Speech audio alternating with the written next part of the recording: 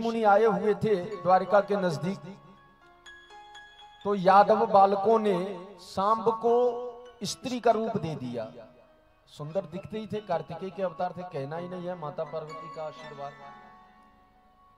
सांब को स्त्री बना करके दो चार यदुकुल के कुमार घूंघट डाल करके सांब के चेहरे पर और ले गए ऋषियों की सभा में और हाथ जोड़कर प्रणाम किया। समस्त ऋषि मुनियों को दंडवत प्रणाम है मेरा। कृपा करके ये बताएं कि ये जो स्त्री है ना, ये गर्भवती है, इसके बालक होगा या बालिका होगी? ऋषियों में दुर्वासा भी थे, अगस्त्य भी थे, बड़े क्रोधी ऋषि थे। उन्होंने तुरंत ही कहा कि देखो, न तो इसके बालक होगा न बालिका होगी, बल्कि इसके गर्भ से ऐसा मूसल उत्पन्न होगा,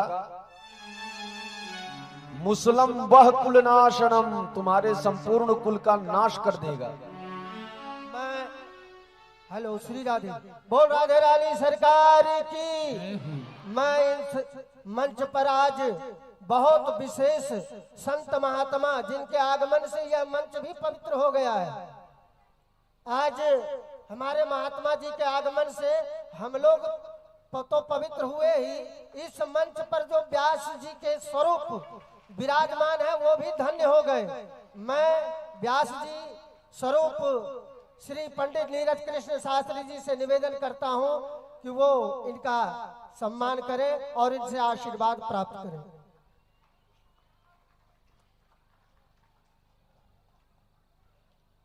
देखो, जितना सब में बजाए ताली उतना मिलाकर इसमें बजा। हाँ, ये संत का सम्मान है। हाँ, भगवान मिल जाते हैं लेकिन संत नहीं मिलते हैं। भगवान ने, राम ने एक को तारा, केवल अहिल्या का उद्धार किया, लेकिन संत जी मोमेंटो दे करके भी सम्मान करें। राम एक तापस तारी, राम जी एक अहिल्या का उद्धार किया, लेकिन संत तो नाम कोटि खल कुमति सुधारी। आइए विराजमान श्री राधे श्याम। बोलिए भागवत भगवान की। ऋषियों ने श्राप दे दिया कि इसके पेट से मुसल जन्म लेगा, और ऋषियों के श्राप का ऐसा प्रभाव पड़ा,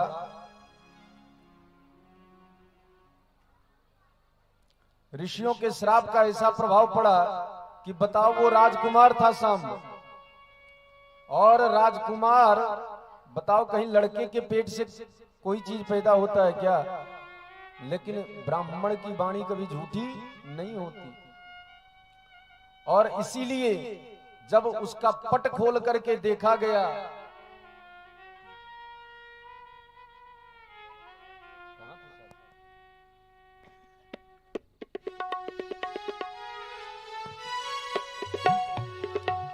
भगवान का ऐसा प्रभाव, ब्राह्मणों के मुख से अपने ही कुल के संहार की लीला रचवा दी है। महाभारत युद्ध में तो 18 चौड़ी सेना मारी ही गई, उससे तो भूभार कुछ हल्का हुआ, लेकिन उनके खुद के वंश में 56 करोड़ युद्धवंशी थे। तो भगवान स्वयं ब्राह्मणों के मुख से अपने कुल के संहार का श्राप लगवा दिया। पेट खोला गया तो मूसल निकला। वो मूसल कुछ और नहीं, केवल और केवल विप्रों का श्राप था। उस मूसल को लेकर उग्रसेन की सभा में गए। उग्रसेन ने मूसल को चूर्ण करवा करके समुद्र में फेंकवा दिया, लेकिन मूसल हो तो नाश हो जाए, विप्र का श्राप कैसे नष्ट हो? सारे चूर्ण किनारे सरकंडे बन गए। भगवान ने जब यदुकुल पर उत्पात देखा तो सबको लेकर के प्रवास क्षेत्र चले गए। एकादश स्कंध में बड़ी सुंदर सुंदर कथा है, मुक्ति स्कंध है ये। ज्ञान की जो बातें एकादश स्कंध में है भागवत के, वो किसी और स्कंध में नहीं। साक्षात भगवान के मुख कमल से ज्ञानामृत उद्धव जी अपने कर्णपुटों से पान किए हैं एकादश स्कंध में, जबकि कृष्ण और उद्धव दोनों में ज्यादा अंतर नहीं है। कृष्ण स्वरूप है अंतर के और उद्धव स्वरूप है उत्सव के। बद्रिकाश्रम में उद्धव जी भगवान के उत्सव स्वरूप हैं। जो रथ यात्रा निकलती है उसमें बद्री विशाल नहीं निकलते, उनकी जगह पर उद्धव जी निकलते हैं। ये उनका उत्सव स्वरूप है भगवान का। उद्धव जी को ज्ञानोपदेश देते हैं। नव योगेश्वरों का संवाद, 24 गुरुओं की कथा और भागवत धर्म के बारे में बड़ी अच्छा शिक्षा है। एक श्लोक में भागवत धर्म को समझते चलें ताकि हम लोग जो 7 दिन तक भागवत श्रवण किए हैं उसका मूल सार समझ में आ जाए। भागवत धर्म क्या है ये हम सब लोगों को अपने जीवन में धारण करना चाहिए। मात्र एक श्लोक में समझ में आ जाएगा। नित्य प्रति भगवान के सामने हाथ जोड़ करके प्रार्थना करो। कायेन वाचा मनसेन्द्रियैर्वा बुद्ध्यात्मना वानुसृतः स्वभावात् करोमि यत् यत् सकलं परस्मै नारायणयेति समर्पयेत्। जो भी हम कर्म करते हैं कायेन शरीर के द्वारा, वाचा वाणी के द्वारा, मनसा मन के द्वारा, इंद्रिय वा इंद्रियों के द्वारा, बुद्धि के द्वारा,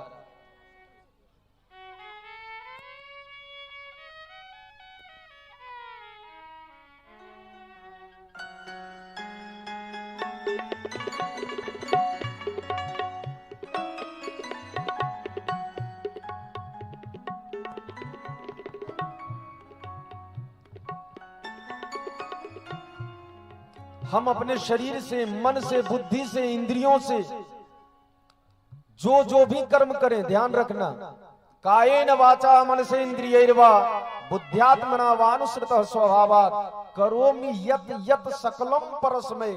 कहां? नारायणयेति समर्पयेत्। सब कुछ शुभ अशुभ कर्मों को भगवान नारायण के चरणों में समर्पित कर दीजिए। यही भागवत धर्म है। समर्पण गुण अपने भीतर आ जाए तो समझ जाओ आपने भागवत सबसे अच्छी प्रकार से सुना है। सब कुछ प्रभु आपके हाथों में है।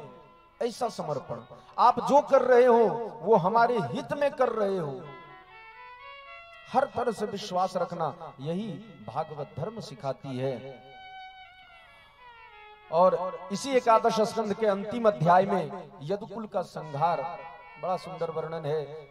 मदिरा पान करके यदुकुल के बालक मद से उन्मत्त हो गए।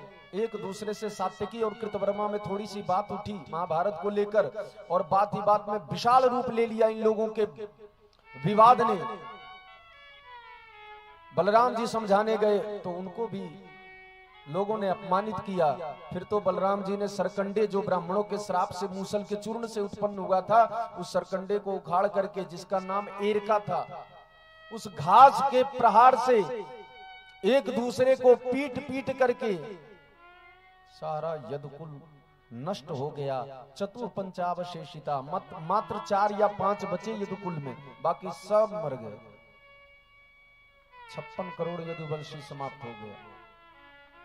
बलराम जी समुद्र में उतर गए और अपने शेषनाग के स्वरूप में आकर के पाताल में चले गए। भगवान श्री कृष्ण अश्वत्थ वृक्ष के नीचे एक पांव पर दूसरा पांव रख दिया, और उनके तलवे जो लाल लाल दिख रहे थे ना, उन तलवों को देख करके एक व्याध ने सोचा कि जरूर ये हिरण है,